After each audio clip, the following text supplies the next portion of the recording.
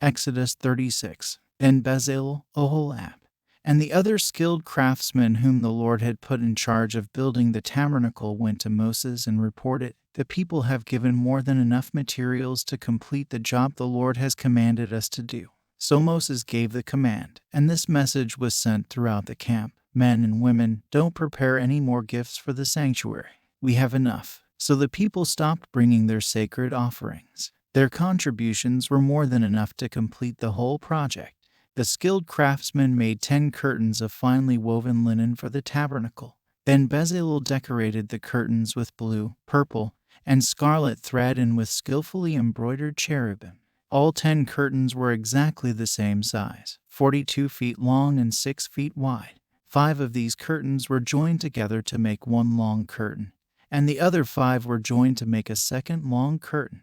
He made 50 loops of blue yarn and put them along the edge of the last curtain in each set. The 50 loops along the edge of one curtain matched the 50 loops along the edge of the other curtain.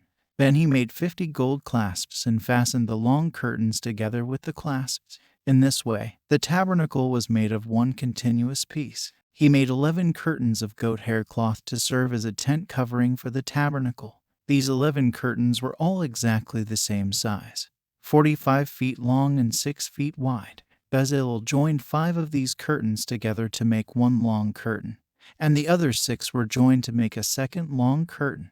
He made 50 loops for the edge of each large curtain. He also made 50 bronze clasps to fasten the long curtains together. In this way, the tent covering was made of one continuous piece. He completed the tent covering with a layer of tanned ram skins and a layer of fine goatskin leather. For the framework of the tabernacle, Bezalel constructed frames of acacia wood. Each frame was 15 feet high and 27 inches wide, with 2 pegs under each frame.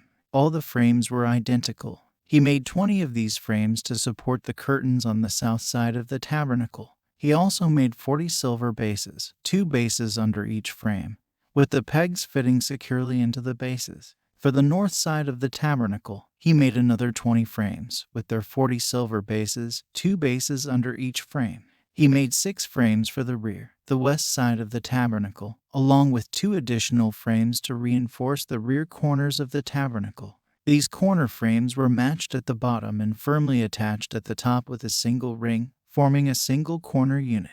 Both of these corner units were made the same way. So there were 8 frames at the rear of the tabernacle, set in 16 silver bases, 2 bases under each frame. Then he made crossbars of acacia wood to link the frames, 5 crossbars for the north side of the tabernacle and 5 for the south side. He also made 5 crossbars for the rear of the tabernacle, which faced west. He made the middle crossbar to attach halfway up the frames. It ran all the way from one end of the tabernacle to the other. He overlaid the frames with gold and made gold rings to hold the crossbars. Then he overlaid the crossbars with gold as well. For the inside of the tabernacle, Bezalel made a special curtain of finely woven linen. He decorated it with blue, purple, and scarlet thread and with skillfully embroidered cherubim. For the curtain, he made 4 posts of acacia wood and 4 gold hooks. He overlaid the posts with gold and set them in 4 silver bases. Then he made another curtain for the entrance to the sacred tent. He made it of finely woven linen and embroidered it with exquisite designs using blue, purple, and scarlet thread. This curtain was hung on gold hooks attached to 5 posts. The posts with their decorated tops and hooks were overlaid with gold, and the 5 bases were cast from bronze. Exodus 37. Next Bezalel made the ark of acacia wood, a sacred chest 45 inches long, 27 inches wide, and 27 inches high. He overlaid it inside and outside with pure gold and ran a molding of gold all around it. He cast 4 gold rings and attached them to its 4 feet, 2 rings on each side. Then he made poles from acacia wood and overlaid them with gold. He inserted the poles into the rings at the sides of the ark to carry it. Then he made the ark's cover, the place of atonement, from pure gold.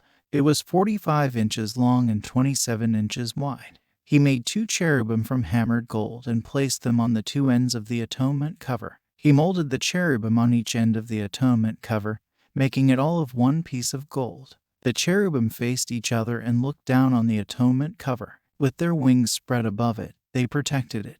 Then Bezalel made the table of acacia wood, 36 inches long, 18 inches wide, and 27 inches high. He overlaid it with pure gold and ran a gold molding around the edge. He decorated it with a border of 3 inches and made a rim of gold for the border. He cast 4 gold rings and attached them to the 4 corners where the legs were. The rings were attached near the border to hold the poles that were used to carry the table. He made these poles from acacia wood and overlaid them with gold. Then he made special containers of pure gold for the table, bowls, ladles, jars, and pitchers to be used in pouring out liquid offerings. Then Bezalel made the lampstand of pure, hammered gold. He made the entire lampstand and its decorations of one piece: the base, center stem, lamp cups, buds, and petals. The lampstand had 6 branches going out from the center stem, 3 on each side. Each of the 6 branches had 3 lamp cups shaped like almond blossoms, complete with buds and petals.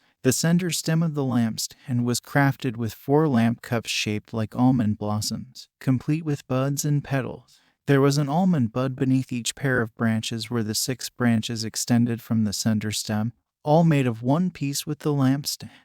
The almond buds and branches were all of one piece with the lampstand, hammered from pure gold.